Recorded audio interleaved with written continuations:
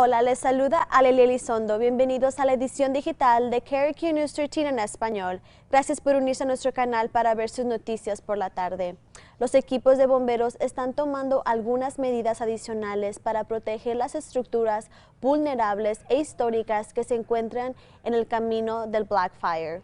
Los bomberos están tomando medidas preventivas como excavar líneas de fuego y limpiar malezas. Algunas estructuras realmente están envueltas para su protección. It's not the aluminum foil you buy in the grocery store. It's a special material designed for protecting structures from radiant heat. Se parece mucho al papel de aluminio, pero Evan Burks, portavoz del equipo de manejo de incendios del área suroeste, dice que está hecho de un material similar utilizado en refugios contra incendios. También protege esas estructuras de las brasas fuera de podrían amenazar un edificio. Burks dice que al menos 10 estructuras han sido envueltas en el área de Blackfire. Most of the structures on the Blackfire that have been wrapped are historic Forest Service cabins and other critical infrastructure like communication towers. No todas las estructuras necesitan este tipo de envoltura. Los bomberos evaluaron cada área y determinaron los combustibles a su alrededor y la vegetación para decidir cómo defender o proteger cada estructura. Los equipos de Hot Shot llevan esos refugios hechos de un material similar en caso de ser atrapados por el incendio.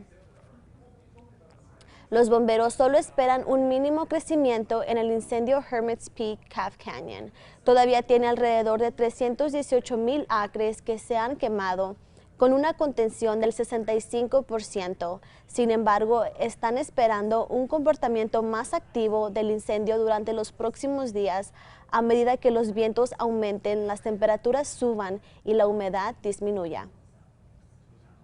Los bomberos de Nuevo México recibirán más ayuda de Rock Island, distrito de Illinois, del Cuerpo de Ingenieros del Ejército de los Estados Unidos envió 850,000 sacos de arena y varias secciones de mangueras de bombas a Nuevo México.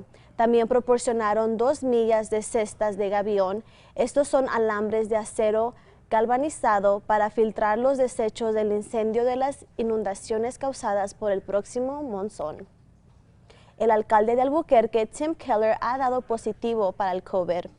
La oficina del alcalde dice que su prueba positiva llegó esta semana y ha experimentado síntomas.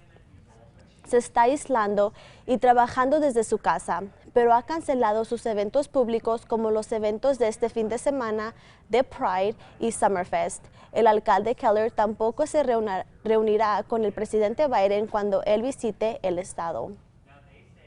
La Unión Americana de Libertad Civiles de Nuevo México le está llamando la atención a la patrulla fronteriza, después de una persecución a alta velocidad en el sur de Nuevo México que terminó en un accidente mortal.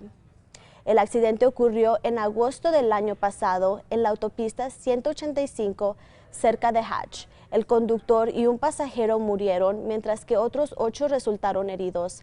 La Unión Americana de Libertades Civiles dice que el conductor Eric Molix, un ciudadano de los Estados Unidos, pasó por una punta de control de la patrulla fronteriza, lo que inició la persecución. La Unión Americana de Libertades Civiles representa ahora a la familia de Molix. Reconocen que Molix tenía inmigrantes ilegales en el auto y lo que estaba haciendo fue ilegal, pero dicen que el accidente podría haber sido prevenido y la investigación del accidente está un poco sospechosa. The concern that we've raised here is that Border Patrol has these in-house teams called critical incident teams that aren't independent, they aren't impartial. In fact, their job has been to make sure they minimize the risk for Border Patrol agents of being brought into court when things like this happen. En mayo, la patrulla fronteriza anunció que desmantelaría los equipos que estuvieron en el incidente de octubre. Dijeron que es para asegurar que sus agencias logren los niveles más altos de responsabilidad. La policía está investigando un homicidio durante la noche que ocurrió en el noreste de Albuquerque. La policía respondió a un complejo de apartamentos cerca de Montgomery y Jefferson alrededor de la medianoche. Cuando llegaron los oficiales, encontraron a un hombre que había recibido un disparo en el pecho, quien murió en la escena. La policía se enteró que dos hombres se pelearon durante una fiesta en el complejo y la pelea terminó con un hombre disparándole al otro. Los detectives todavía están trabajando para identificar al sospechoso. La policía dice que parece que los hombres se conocían y no hay riesgo actual para el público.